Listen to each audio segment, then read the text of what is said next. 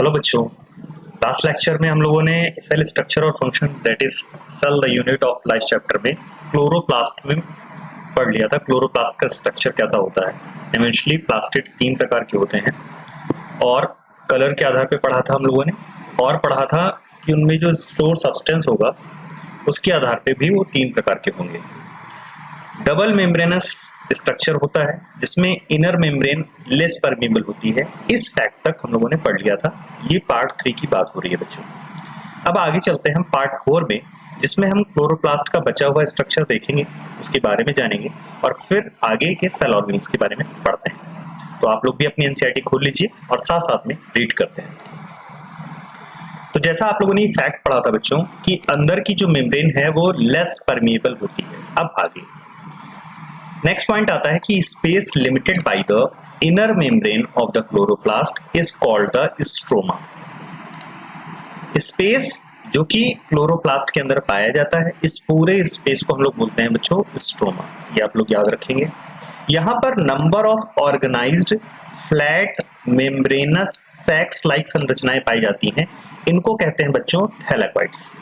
छोटे छोटे सैक्स मौजूद होते हैं, ये फ्लैट होते हैं डिस्क शेप के, इनको हम कहते हैं thylakoids. Are present in the stroma, ये स्ट्रोमा में ही पड़े रहते हैं। अब थैलेकॉइड्स के अरेंजमेंट की बात करते हैं बच्चों। थैलेकॉइड्स किसमें अरेंज रहते हैं? तो ये ढेर में अरेंज रहते हैं। ढेर समझते हैं, जैसे सिक्के को कॉइन के ऊपर कॉइन के ऊपर कॉइन रखते चले जाएंगे तो एक स्टैक बन जाएगा, एक छोटा सा ढेर बन जाएगा। उसे हम बोलते हैं कि थैलेकॉइड स्टैक्स के फॉर्म में होते हैं, तो इन्हें हम नाम देते हैं बच्चों ग्राना। The stacks of thylakoid is called ग्राना, याद रखेंगे। या यही थैलेकॉइड्स आपस में ग्राना को भी कनेक्ट करते हैं। दो सिक्कों के ढेर को कनेक्ट करने वाली संरचना को कहते हैं इंटरग्रेनल थैलेकॉइड्स। जाकर के लेक्चर 3 में लास्ट में मैंने पढ़ाया 5 मिनट में स्ट्रक्चर को, तो आप देखिएगा वहां इंटरग्रेनल थैलेकॉइड्स को मैंने शो किया है। इसी के साथ यहाँ पर फ्लैट मेम्ब्रेनस ट्यूब्यूल्स भी पाए जाते हैं, जिन्हें बच्चों हम लोग कहते हैं स्ट्रोमा लैमेली। ये ट्यूब्यूल्स पतले होते हैं और एक से ज्यादा नहीं पाए जाते, सिंगल भी मौजूद होते हैं, तो इन्हें हम स्ट्रोमा लैमेली के नाम से बोलते हैं। ये थैलेकॉइड्स को कनेक्ट करने का काम करते हैं। Next, the membrane of थैलेकॉइड्स enclose a space called lumen. अगर हम थैलेकॉइड्स के अंदर देखेंगे तो उसकी स्पेस को हम लोग बोलेंगे बच्चों ल्यूमेन। आगे है stroma of the chloroplast contains enzymes required for the synthesis of carbohydrate and the proteins. इस पॉइंट को बच्चों याद रखेंगे कि यहाँ पर ऐसे एंजाइम होते हैं स्ट्रोमा में मौजूद जो कि कार्बोहाइड्रेट्स एंड प्रोटीन्स बना लेते हैं। ये बहुत इंपॉर्टेंट पॉइंट है। जब आप फोटोसिंथेसिस पढ़ रहे होंगे तो उसमें आप देखेंगे बच्चों कि हम लोगों ने थैलेकॉइड्स से तो कुछ बना लिया था, उसमें पिगमेंट है, तो ग्राना पे हम लोगों ने कोई एनर्जी जनरेट की है। वो एनर्जी आगे चल के स्ट्रोमा में आके कार्बोहाइड्रेट एंड प्रोटीन के फॉर्मेशन के लिए उपलब्ध हो पा रही है। इसके साथ देखते हैं यहाँ पे small double standard circular DNA पाया जाता है और राइबोसोम्स भी पाए जाते हैं। राइबोसोम्स यहाँ पे 70s होते हैं बच्चों। क्लोरोफिल पिगमेंट्स की बात करें तो ये थैलेकॉइड्स में प्रेजेंट होते हैं। क्लोरोफिल के अलावा भी पिगमेंट्स होते हैं, वो भी थैलेकॉइड्स में ही देखे जाएंगे। नेक्स्ट है ribosome of the chloroplast are smaller that is 70s than the cytoplasmic ribosomes. ठीक है, ये वाला पॉइंट मैंने मेंशन कर दिया था आपको पहले ही कि 70s राइबोसोम माइटोकॉन्ड्रिया क्लोरोप्लास्ट में पाया जाएगा, वहीं 80s राइबोसोम जो है वो साइटोप्लाज्मिक राइबोसोम है, साइटोप्लाज्म में पाया जाएगा। नेक्स्ट पॉइंट आता है बच्चों, अब हमें पढ़ना है राइबोसोम्स के बारे में। राइबोसोम्स को देख लेते हैं। राइबोसोम्स क्या है? Ribosomes are the granular structure बच्चों। ग्रेन समझते हैं, दाने, छोटे छोटे बीट्स, इनको हम बोलते हैं ग्रेनुलर स्ट्रक्चर।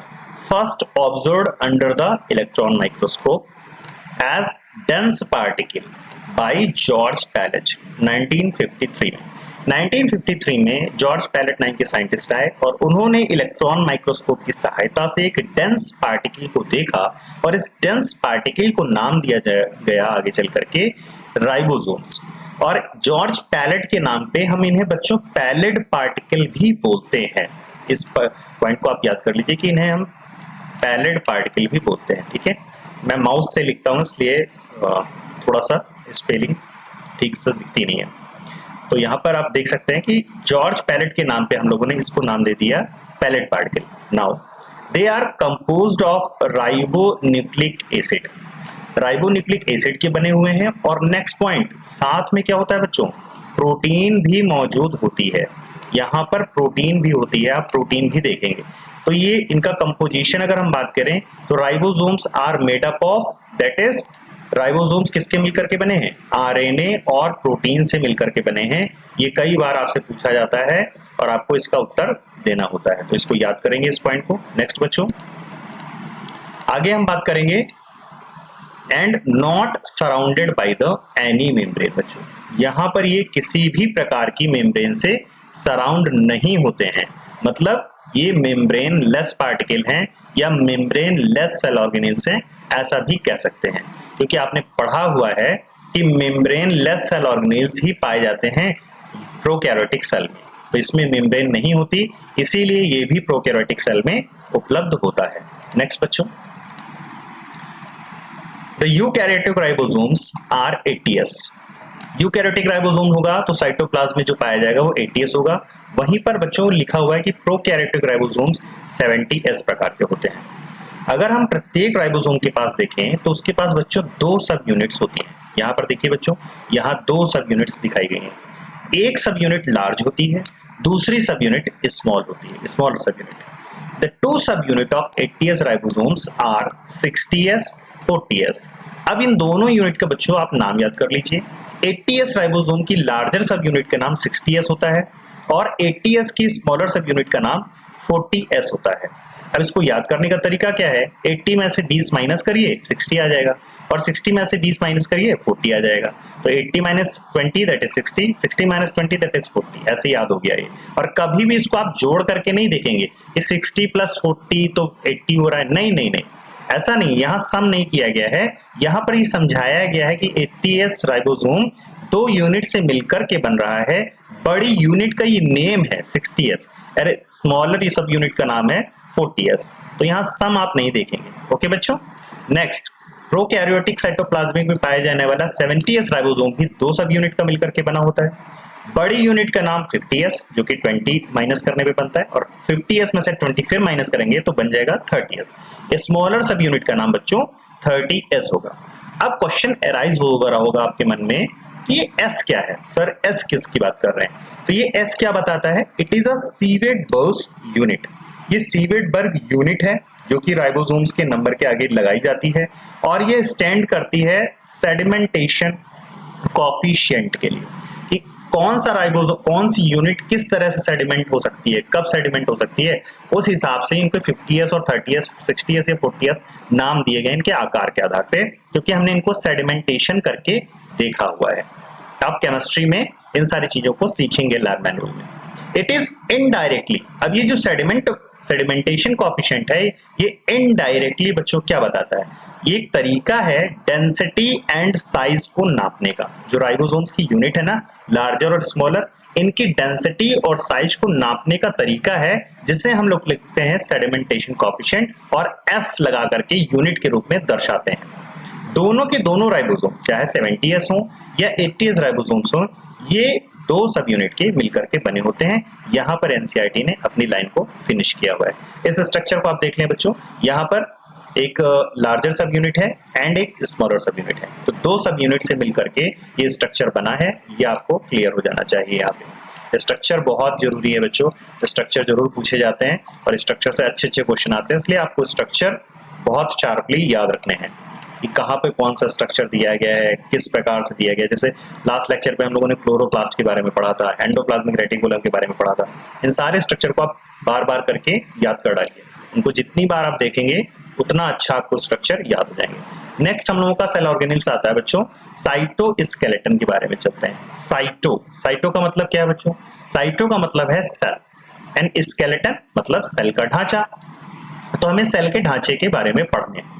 अब ये सेल का ढांचा होता कैसा है, साइटोस्केलेटन कैसा है, तो इट इज अ इलाबोरेट का मतलब काफी ज्यादा फैला होगा सेल के अंदर, और नेटवर्क के रूप में होता है। इसका नेटवर्क फिलामेंट से बना हुआ है और इसके फिलामेंट बच्चों प्रोटीन से बने हुए हैं। क्लियर है? ये इनका आकार कैसे होता है, तो ये माइक्रोट्यूब्यूल्स के ट्यूब के आकार में दिखते हैं, माइक्रोफिलामेंट्स के आकार में दिखते हैं छोटे छोटे, और इंटरमीडिएट फिलामेंट्स के रूप में भी दिखते हैं। माइक्रोट्यूब्यूल्स, माइक्रोफिलामेंट्स और इनके बीच में इंटरमीडिएट फिलामेंट्स, ये 3 प्रकार से दिए गए हैं। ये इनको कलेक्टिवली अगर हम बोलें तो एक साथ बोल सकते हैं साइटोस्केलेटन, अर्थात साइटोस्केलेटन देखें तो 3 चीजों से मिलकर के बना हुआ है। प्रोटीनेशियस फिलामेंट है जिनको हम कहते हैं क्या है, microtubules, microfilaments and intermediate filaments. Next, cytoskeleton cell के अंदर बहुत सारे फंक्शन में पार्टिसिपेट करते हैं।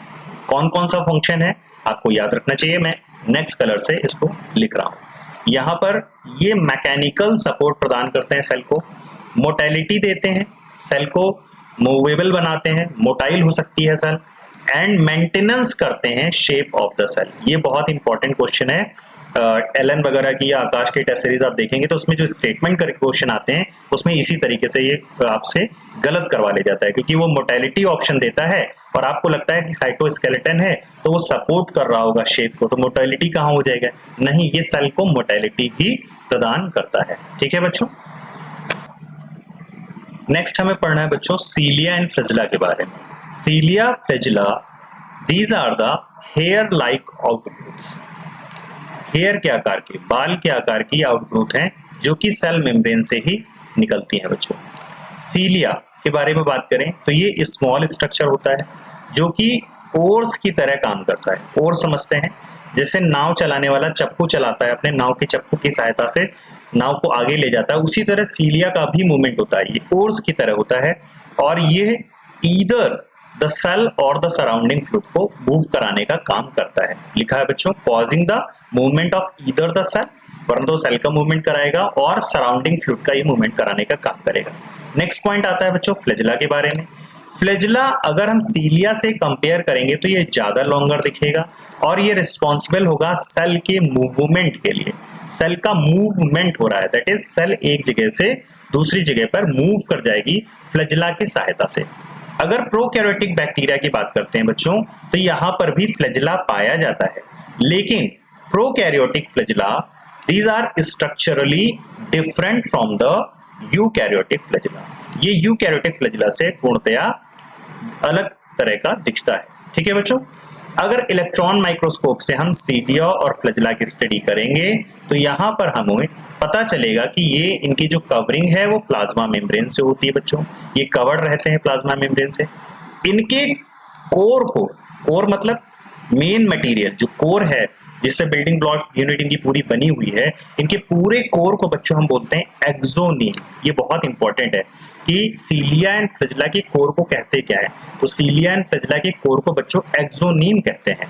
इस एक एक्सोनीम में बच्चों नंबर ऑफ माइक्रोट्यूब्यूल्स हो सकते हैं जिनका अरेंजमेंट एक दूसरे के पैरेलल होता है इनकी लॉन्गर एक्सिस पे।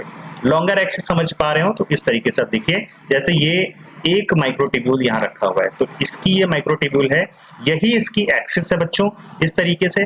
इसी एक्सिस पे और भी माइक्रोट्यूब्यूल इस तरीके से अरेंज होंगे, एक दूसरे के पैरेलल रखे होंगे, ऐसे रखे होंगे, इस तरीके से रखे होंगे। ठीक है, और जो डायग्राम में आपको शो किया जाता है स्ट्रक्चर यहाँ पर एक्सोनीम का, वो इस तरीके से होता है बच्चों। ये इस तरह टीएस काट दिया जाता है, ऐसे टीएस काट करके तब आपको सामने से दिखाया जाता है, जेड एक्सिस पे आपको सामने से इसको शो किया जाता है। ठीक है, आगे चलते हैं। एक्सोनीम का अगर हम स्ट्रक्चर देखें तो इसमें बच्चों 9 डबलेट होते हैं, रेडियली अरेंज होते हैं पेरीफेरी पे बच्चों। ये चक्राकार में, चक्र के आकार में किनारे किनारे किनारे किनारे अरेंज होते हैं, दैट इज इनका अरेंजमेंट रेडियली होता है। यहाँ पर pair of centrally located microtubules भी पाए जाते हैं जिनकी संख्या बच्चों 2 होती है। इस तरीके के अरेंजमेंट को, जहां पर एक्सोनीमल माइक्रोट्यूब्यूल इस तरीके से अरेंज होते हैं, पेरीफेरी पे 9 डबलेट और बीच में 2 की संख्या में मौजूद हैं, ऐसे अरेंजमेंट को 9+2 एरे कहते हैं। एरे का मतलब अरेंजमेंट। नेक्स्ट, सेंट्रल ट्यूब्यूल्स आपस में कनेक्टेड होते हैं बच्चों ब्रिजेस के द्वारा। जो सेंट्रल में ट्यूब्यूल्स हैं आपस में ब्रिज के द्वारा कनेक्टेड हैं एंड ऑल्सो इनक्लोज्ड होते हैं बाय अ सेंट्रल शीट। इनको कवर करने के लिए क्या बच्चों लगी हुई है, सेंट्रल शीट लगी है जो कि इसको प्रोटेक्शन प्रोवाइड करती है। Next, which is connected to one of the tubules of the each peripheral doublet by the radial spoke. ये इंपॉर्टेंट है कि सेंट्रल शीथ जो है पेरीफेरी के डबलेट से रेडियल स्पोक के द्वारा कनेक्टेड होती है। नेक्स्ट पॉइंट बच्चों, देयर आर 9 रेडियल स्पोक्स भी होते हैं। तो यहाँ पर भाई टोटल संख्या शीथ को कवर कर रही है, शीथ को कनेक्ट कर रहा है पेरीफेरी से, और हर एक डबलेट से रेडियल स्पोक निकल करके आ रहा है। रेडियल स्पोक्स की संख्या कितनी होनी चाहिए, तो वो डिपेंड करेगा कि हमारे पास कितने डबलेट हैं। हमारे पास 9 डबलेट हैं, हर डबलेट से एक रेडियल स्पोक निकला हुआ है, इसलिए इनका टोटल नंबर बच्चों हो जाता है 9। क्लियर है। नेक्स्ट पॉइंट है, जो पेरिफेरल डबलेट होते हैं ये भी आपस में इंटरकनेक्टेड रहते हैं बाय द लिंकर्स। तो what is linkers? Linkers peripheral doublet को आपस में इंटरकनेक्ट करता है। नेक्स्ट बच्चों, सीलिया एंड फ्लैजेला इमर्ज करते हैं सेंट्रियोल लाइक स्ट्रक्चर से। इनकी ओरिजिन सेंटर कहां पे है बच्चों? तो इनकी ओरिजिन सेंटर है सेंट्रियोल लाइक स्ट्रक्चर, और इसके हम लोग बच्चों बेसल बॉडी भी कहते हैं। क्या कहते हैं बच्चों? Basal body. या बेसल बॉडी ना मिले तो यहाँ कहीं दिखेगा आपको ब्लिफेरोप्लास्ट। तो ब्लिफेरोप्लास्ट से इसकी उत्पत्ति होती है। तो यहाँ पर हम लोगों ने पढ़ लिया बच्चों सीलिया और फ्लैजेला के बारे में। अब सीलिया फ्लैजेला का स्ट्रक्चर देखने की बारी है। चलते हैं ऊपर, स्ट्रक्चर के बारे में ज्यादा समझ में आएगा जब मैं आपको स्ट्रक्चर से पढ़ाऊंगा। देखते हैं स्ट्रक्चर इसका कैसा होता है बच्चों। तो ये हम लोगों ने टीएस ले रखा है एनसीईआरटी से, ये आपको दिख रहा होगा बच्चों। यहाँ पर आप स्ट्रक्चर देखें बच्चों, तो यहाँ जो फर्स्ट स्ट्रक्चर दिया गया हुआ है ए पार्ट में, ये इलेक्ट्रॉन माइक्रोग्राफ है। Micrograph that is electron scopes के द्वारा ये खींची गई फोटो है, वो आपको दिखाई गई है, और फिर इसको यहाँ अरेंज किया गया है, उसको दिखाया गया आपको प्रिंटेड में। तो चलते हैं हम लोग देखते हैं कि एक एक्सोनीम कैसे दिखता है। इस पूरे स्ट्रक्चर को बच्चों हम लोग बोलेंगे एक्सोनीम। एक्सोनीम में देखिए आप, इनकी संख्या देखिए बच्चों, ये 1 एंड ये 2 देख रहे हैं, इसीलिए इन्हें डबलेट बोलते हैं, क्योंकि ये 2-2 की संख्या में अरेंज होते हैं। तो ये 1 हुआ, 2, 3, 4, 5, 6, 7, 8, 9, ये 9 डबलेट लगे होते हैं। 9 डबलेट का अरेंजमेंट देखिए बच्चों कैसा है। 9 डबलेट का अरेंजमेंट है बच्चों पेरीफेरी पे, ये पेरिफेरल अरेंजमेंट है, ठीक है। इसको रेडियल अरेंजमेंट भी कहते हैं। बीच में देखिए बच्चों कितने माइक्रोट्यूब्यूल लगे हुए हैं, 2 लगे हुए हैं। दैट्स वाई इनको बोलते हैं बच्चों 9+2 अरेंजमेंट। किनारे किनारे पे माइक्रोट्यूब्यूल डबलेट के आकार में है, ये 9 है, और यहाँ पर बिसेंट्रल में भी 2 डबलेट हैं, आपस में कनेक्टेड भी हैं। इसको बोलेंगे बच्चों, कनेक्ट करने वाली संरचना को ब्रिज। क्या बोलेंगे बच्चों? Interconnecting bridge. अब आगे चलते हैं। यहाँ पर ये जो बीच का स्ट्रक्चर है, कोर वाला सेंट्रल स्ट्रक्चर को प्रोटेक्ट करने के लिए यहाँ पे बच्चों शीथ लगी हुई है। ये रेड कलर की जो स्ट्रक्चर आप देख रहे हैं, ये शीथ लगी हुई है। क्लियर है। अब इस शीथ में देखेंगे आप लोग बच्चों, डबलेट से एक एक स्ट्रक्चर निकल करके आ रहा है। डबलेट से एक एक स्ट्रक्चर निकल करके आ रहा है, ये स्ट्रक्चर शीथ को कनेक्ट कर रहा है। इनको बोलेंगे बच्चों रेडियल स्पोक्स। क्योंकि डबलेट 9 है, इसलिए रेडियल स्पोक्स का नंबर भी बच्चों कितना होता है? ये 9 ही होता है। यहाँ पर ये हमें 9 ही दिखेंगे, तो रेडियल स्पोक्स 9 है। नेक्स्ट बच्चों, ये डबलेट जो है आपस में कनेक्टेड होते हैं बच्चों। आपस में कनेक्ट करने के लिए इनको क्या लगता है? इंटर डबलेट ब्रिज, या इन्हीं को बोलते हैं बच्चों लिंकर्स। क्या बोलते हैं? ये लिंकर्स हैं, इंटर डबलेट ब्रिज या लिंकर्स, जो इनको कनेक्ट करके रखते हैं। तो आई होप सो कि आपको ये समझ में आ गया होगा बहुत अच्छे से स्ट्रक्चर। बच्चों इसको याद रखेंगे कि इसका अरेंजमेंट 9+2 होता है। 9+2 अरेंजमेंट आपको याद रखना चाहिए। अब हम चलते हैं आगे। अब हमें पढ़ना है बच्चों सेंट्रोसोम एंड सेंट्रियोल्स के बारे में। अगर हम सेंट्रोसोम और सेंट्रियोल्स की बात करें तो ये ऐसे ऑर्गेनेल्स हैं जो कि यूजुअली 2 सिलेंड्रिकल स्ट्रक्चर से मिलकर के बने हुए हैं। Centrosome and centriole 2 cylindrical structure से मिलकर के बनते हैं, जिनको बोलते हैं क्या है बच्चों? Centrioles. That is centrosome, sorry बच्चों, सेंट्रोसोम ऐसा स्ट्रक्चर है जो कि 2 सिलेंड्रिकल स्ट्रक्चर से मिलकर के बना है, जिसे हम लोग सेंट्रियोल्स बोलते हैं।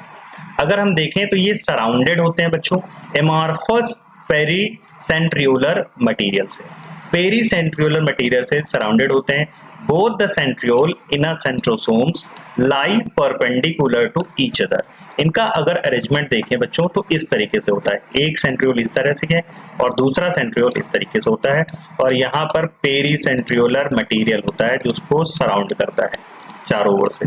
इसको चारों ओर से सराउंड करने वाले मटेरियल को पेरीसेंट्रियोलर मटेरियल बोलते हैं। तो इनका अरेंजमेंट बच्चों देखिए, ये वाला एंगल कौन सा बन रहा है, ये एंगल बन रहा है बच्चों 90 डिग्री।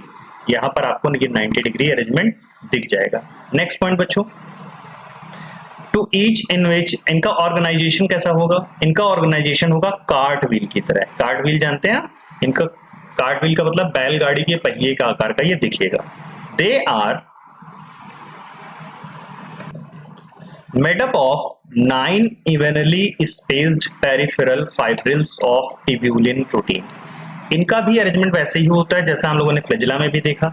यहाँ पर भी 9 इवनली स्पेस्ड पेरिफेरल फाइब्रिल्स होते हैं जो कि बने होते हैं बच्चों ट्यूबुलिन प्रोटीन के। ये याद कर लीजिए कि यहाँ पर ट्यूबुलिन प्रोटीन के फाइबर्स बने होंगे।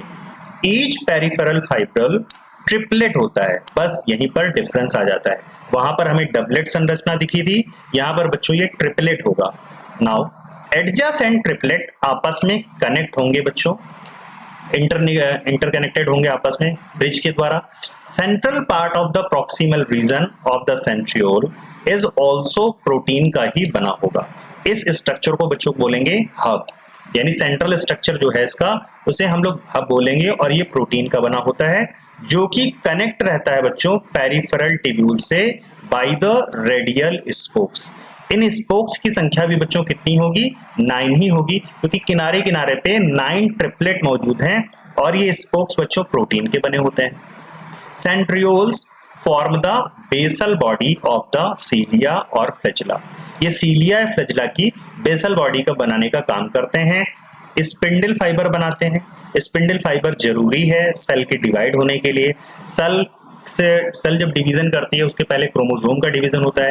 क्रोमोसोम को अटैच करके उसके क्रोमेटिड को किनारे करने का काम जो है स्पिंडल फाइबर की सहायता से किया जाता है। स्पिंडल फाइबर आगे चल के राइज करता है बच्चों spindle apparatus during cell division in animal cell. ठीक है बच्चों, तो हम लोगों ने फंक्शन भी पढ़ लिया और स्ट्रक्चर भी खत्म कर लिया। तो यहाँ पे मेनली आपके अधिकांशतः सेल ऑर्गेनेल्स खत्म हो गए हैं। अब हमें पढ़ना है न्यूक्लियस एंड क्रोमोसोम्स के बारे में। तो चलो चलते हैं न्यूक्लियस को देखते हैं बच्चों।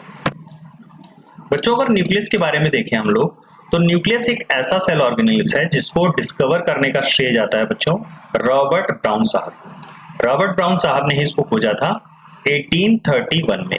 ये आप फैक्ट याद रखेंगे। Later the material of nucleus stained by basic die.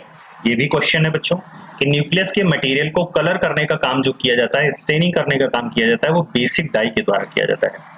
और इसके मटेरियल को हम लोगों ने बोला था क्रोमेटिन, और ये नेम जो है उसको दिया गया है बच्चों फ्लेमिंग के द्वारा। क्लियर है? नेक्स्ट, इंटरफेज में जो न्यूक्लियस है वह दिखता है किस तरीके से? Nucleus of a cell when it is not dividing. Interphase एक ऐसी अवस्था है सेल की जिसमें न्यूक्लियस डिवाइड नहीं होता, इसलिए इस यहाँ पर आपको न्यूक्लियस अच्छे से दिख जाएगा। तो देखेंगे बच्चों कि कब हमें देखना है। अगर कोई पूछता है कि हमें न्यूक्लियस इंटैक्ट देखना है तो हम सेल की किस अवस्था में देखेंगे? इंटरफेज में देखेंगे। Has highly extended and elaborate nucleoprotein fibre called chromatin. तो न्यूक्लियस के अंदर देखेंगे तो बच्चों क्या होता है? ये न्यूक्लियोप्रोटीन फाइबर्स पाए जाते हैं जिनको हम लोग बोलते हैं क्रोमेटिन। यहाँ पर बच्चों न्यूक्लियर मैट्रिक्स भी पाया जाएगा। मैट्रिक्स का मतलब है न्यूक्लियस के अंदर जो न्यूक्लियोप्लाज्म है, जो फ्लूइड भरा हुआ है, इसको न्यूक्लियर मैट्रिक्स बोलते हैं। एंड 1 और मोर स्फेरिकल बॉडीज भी होती हैं। इन स्फेरिकल बॉडीज को बच्चों हम लोग कहते क्या है? न्यूक्लियोलाई कहते हैं। न्यूक्लियस की छोटी बहन दैट इज न्यूक्लियोलाई। ठीक है, या सिंगुलर इसको बोलते हैं बच्चों न्यूक्लियोलस। इनका cell to cell number vary कर सकता है, किसी में ये सिंगल भी हो सकती है और किसी में बच्चों ये एक से ज्यादा भी दिख सकती है। ठीक है, जब इलेक्ट्रॉन माइक्रोस्कोप से हमने इसके स्ट्रक्चर को देखा तो यहाँ पर पाया कि ये जो न्यूक्लियस है उसमें एनवेलप भी बाहर मौजूद है। यानी ये न्यूक्लियस कैसा है? यूकैरियोटिक न्यूक्लियस होगा, जिसमें 2 मेम्ब्रेन होती हैं बच्चों। पैरेलल मेम्ब्रेन हम इसकी देखें तो 2 के नंबर में होती हैं, और इनके दोनों मेम्ब्रेन के बीच में स्पेस होता है। इस स्पेस को कहते हैं, ये स्पेस 10 से लेके 50 नैनोमीटर तक का हो सकता है, called the peri nuclear space. 2 membrane के बीच के स्पेस को हम लोग पेरी न्यूक्लियर स्पेस बोल रहे हैं। यह peri nuclear space barrier form करता है between the materials present inside the nucleus and that of the cytoplasm. Cytoplasm से जो भी चीजें जानी है बच्चों न्यूक्लियस के अंदर या न्यूक्लियस से बाहर निकलनी है, उनको क्रॉस करना पड़ेगा, इस मेम्ब्रेन को, पेरीन्यूक्लियर स्पेस को। The outer membrane usually continuous रहती है बाहर के structure that is endoplasmic reticulum के साथ, और इस एंडोप्लाज्मिक रेटिकुलम पर राइबोसोम्स प्रेजेंट होते हैं। तो ऐसे एंडोप्लाज्मिक रेटिकुलम को हम लोग क्या कहेंगे बच्चों, कमेंट्स करके आप लोग बताइएगा कि ऐसे एंडोप्लाज्मिक रेटिकुलम को क्या बोलेंगे जिसपे राइबोसोम्स अटैच होते हैं और जो न्यूक्लियस से इलाबोरेट होकर के चलता है। At a number of places the nuclear envelope is interrupt होता है बच्चों, यहाँ पर छोटे छोटे पोर्स पाए जाते हैं। ये pores which are bear by the, और ये पोर्स कैसे बने हैं बच्चों, bear by the fusion of two membrane. ये दो मेम्ब्रेन कहीं कहीं पर फ्यूज हो गई हैं और फ्यूज करके फिर आगे जब कंटिन्यू हुई हैं तो छोटा सा यहाँ पर आपको पोर दिखता है। These nuclear pore are the passage, ये रास्ता बनाते हैं बच्चों movement of RNA and protein molecules के लिए। आरएनए और प्रोटीन मॉलिक्यूल्स का जो मूवमेंट है बोथ डायरेक्शन में होता है, ये आपको याद रखना पड़ेगा। हो सकता है आप याद कर लें कि आरएनए का फॉर्मेशन तो उसके अंदर होता है, दैट इज न्यूक्लियोप्लाज्म में होता है, न्यूक्लियस के अंदर होता है, तो सिंगल साइड मूवमेंट होता है। नहीं, आरएनए और प्रोटीन मॉलिक्यूल्स का मूवमेंट बोथ डायरेक्शन में हो सकता है, दैट इज ये न्यूक्लियस से साइटोप्लाज्म में हो सकता है और साइटोप्लाज्म से न्यूक्लियस में भी हो सकता है। ये इंपॉर्टेंट पॉइंट्स आपको यहाँ पर मिल रहा है। नेक्स्ट बच्चों, नॉर्मली आपको there is only one nucleus दिख जाएगा पर सेल, लेकिन नंबर में वेरिएशन हो सकता है न्यूक्लियस के, और ये फ्रीक्वेंटली ऑब्जर्व भी होता है। कहीं कहीं पर एक से ज्यादा न्यूक्लियस भी प्रेजेंट होते हैं। एनसीईआरटी पूछती है कि क्या आप ऐसे सेल को बता सकते हैं जहां पर एक से ज्यादा न्यूक्लियस पाए जाते हो। तो हाँ, बहुत से सेल्स हैं। फंगल सेल ही देख लीजिए, जो वहाँ हाइफी वगैरह हैं, वहां पे देखिए बच्चों, वो सेप्टेट ए सेप्टेट इसी आधार पे होती हैं कि वहां पर न्यूक्लियस कितने पाए जाते हैं। अगर एक से ज्यादा न्यूक्लियस पाए जाते हैं, ऐसी अवस्था को हम लोग सिंसाइटियम बोलते हैं या सिंसिशियल बोलते हैं। ठीक है, एक से ज्यादा न्यूक्लियस जहां से पाए जाएंगे। सब मैच्योर सेल्स में बच्चों न्यूक्लियस नहीं भी हो सकता है देखने को। जैसे एनिमल सेल की बात करें तो यहाँ पर एरिथ्रोसाइट में न्यूक्लियस नहीं पाया जाता है। एरिथ्रोसाइट मैमल्स में मुख्यतः पाई जाती हैं ब्लड के अंदर, तो इनमें एरिथ्रोसाइट में न्यूक्लियस नहीं होता है। प्लांट सेल की बात करें तो वहां पर सीव ट्यूब सेल एलिमेंट होते हैं। ये सीव ट्यूब सेल्स जाइलम एलिमेंट्स हैं, इनमें भी बच्चों न्यूक्लियस नहीं होता है, इसीलिए ये डेड होती हैं और ये पानी को नीचे से रूट से लेकर के लीव्स तक चढ़ाने का काम करते हैं। बोल रहे हैं यहाँ एनसीईआरटी की, would you consider this cell as living? No, sieve tube cells are not living, erythrocyte cell are living. Okay, next, the nuclear matrix और द न्यूक्लियोप्लाज्म कंटेन न्यूक्लियोलस। अब यहाँ पर न्यूक्लियस के अंदर देखें बच्चों तो हमें न्यूक्लियोप्लाज्म दिखता है और इसमें बच्चों न्यूक्लियोलस नाम का स्ट्रक्चर दिख जाता है और साथ में यहाँ पर क्रोमैटिन भी मौजूद होगा। न्यूक्लियोलस दैट इज न्यूक्लियोलाई एक स्फेरिकल स्ट्रक्चर है, गोल दिखने वाला स्ट्रक्चर है जो कि न्यूक्लियोप्लाज्म में पाया जाता है।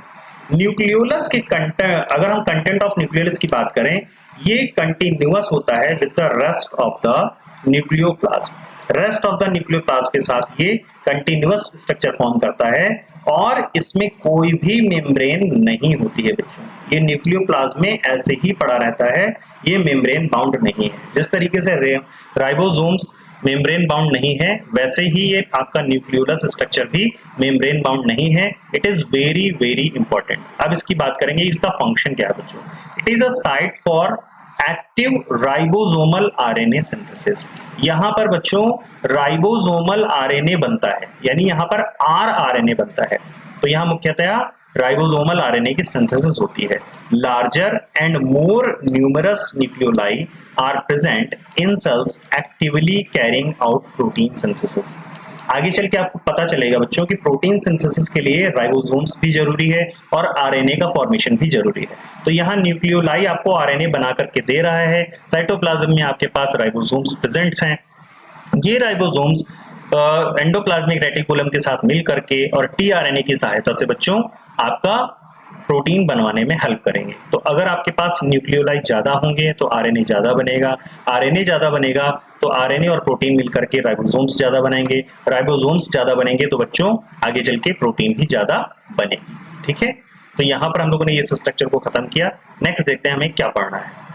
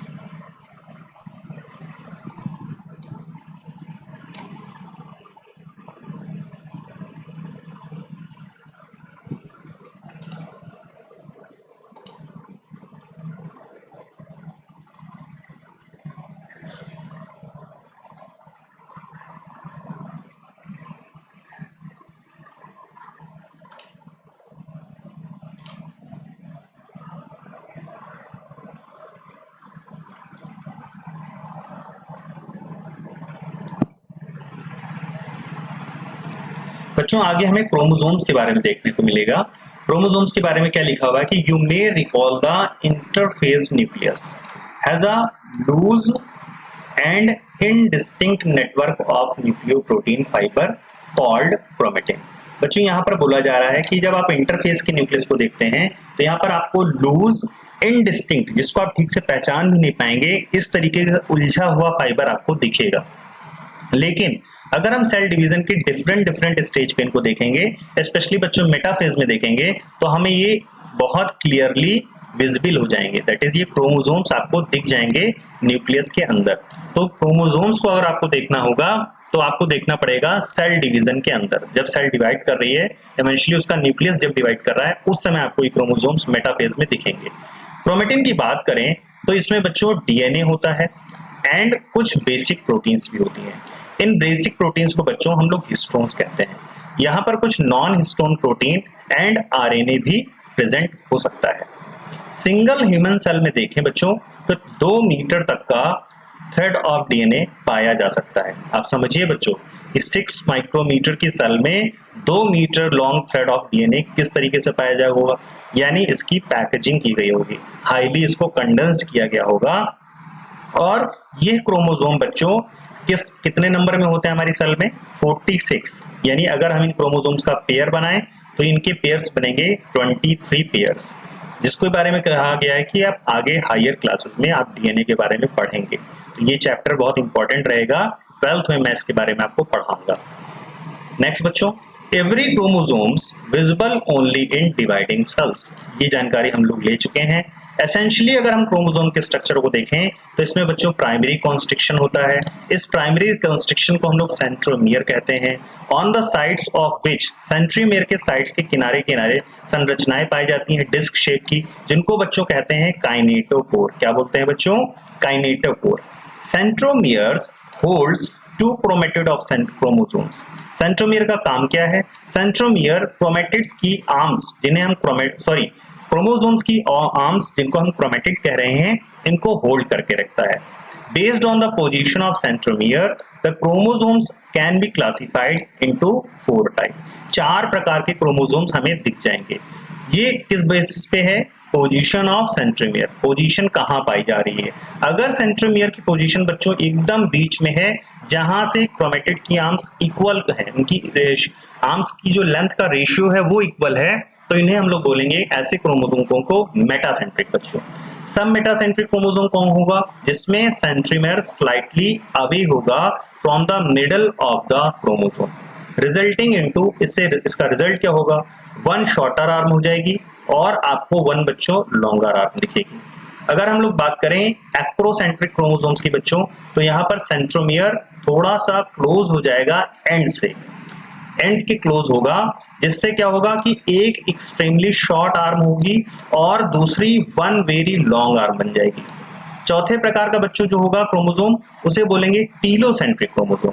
इस टीलोसेंट्रिक क्रोमोसोम में सेंट्रोमियर बिल्कुल ही किनारे चला जाएगा, दैट इज टर्मिनल सेंट्रोमियर हो जाएगा। यहाँ पर केवल लॉन्ग आर्म होगी, शॉर्ट आर्म होगी नहीं। स्ट्रक्चर में भी बताया गया है, स्ट्रक्चर हम लोग देख लेते हैं।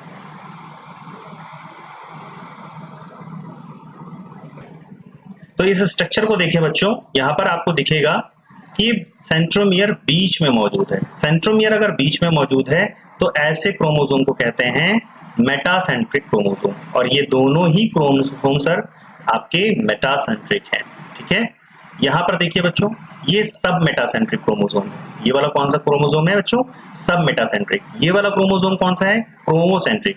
और इन्होंने टीलोसेंट्रिक बनाया नहीं है, तो टीलोसेंट्रिक हम लोग बना लेते हैं बच्चों। ये आपकी दोनों आर्म हो गई क्रोमेटिड की, और इस तरीके से सेंट्रोमियर हो गए। तो अब यहाँ पे देख रहे होंगे ये लॉन्गर आर्म तो है, लेकिन यहाँ पर कोई भी शॉर्टर आर्म मौजूद नहीं है, दैट इज ये टीलोसेंट्रिक क्रोमोसोम होता है। तो हम लोगों ने पढ़ लिया मेटासेंट्रिक, सब मेटासेंट्रिक, एक्रोसेंट्रिक, और यहाँ पर देखा है ये टीलोसेंट्रिक। क्रोमोसोम यहाँ पे खत्म हो जाता है बच्चों। यहाँ पर एक पॉइंट मैं दिखाना चाहता हूँ बच्चों कि कभी कभी कुछ क्रोमोसोम में, हर क्रोमोसोम में नहीं, कुछ क्रोमोसोम में यहाँ पर इनकी क्रोमेटिड पे एक सेकेंडरी कॉन्स्ट्रिक्शन भी आ सकता है। उस सेकेंडरी कॉन्स्ट्रिक्शन को आप देखेंगे तो हम लोग बोलेंगे बच्चों इसको satellites.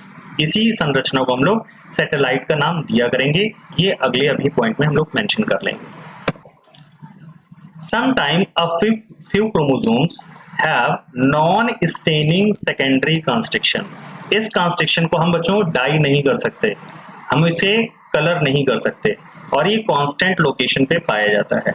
This give the appearance of a small fragment called satellites। इसी को हम लोग बच्चों सैटेलाइट्स कहते हैं। नेक्स्ट पॉइंट आता है हमारा माइक्रोबॉडीज के बारे में। माइक्रोबॉडीज क्या है? Many membrane bound minute vesicles. ये मेम्ब्रेन बाउंड छोटी छोटी वेसिकल्स हैं जिन्हें हम लोग बच्चों माइक्रोबॉडीज कहते हैं। ये क्या कंटेन करती हैं? इनमें वेरियस टाइप ऑफ एंजाइम्स पाए जाते हैं, और ये दोनों दैट इज प्लांट में और एनिमल सेल में पाए जाते हैं। तो यहाँ पर बच्चों ये लेक्चर आपका खत्म हो गया। यहाँ पर समरी है, इस समरी को आप पढ़ सकते हैं। समरी में वही बातें लिखी हुई हैं जो एनसीईआरटी में हम लोगों ने पढ़ी हुई है। आई होप सो कि आपको ये लेक्चर समझ में आया होगा। तो हम लोगों ने 4 लेक्चर में इन पूरे स्ट्रक्चर को खत्म कर लिया है, और आप खुद से भी क्वेश्चन लगा सकते हैं। अगर आपके पास कोई गाइड है या पेपर रखे हुए हैं या कोई ऑनलाइन सोर्स है, वहां से लगा सकते हैं। हम लोग कल इसके लेक्चर के जो क्वेश्चंस हैं एनसीईआरटी से जो सीधे सीधे आते हैं उसके बारे में पढ़ेंगे। क्लियर है? चलिए मिलते हैं अब नेक्स्ट लेक्चर पे। तब तक के लिए बाय बाय।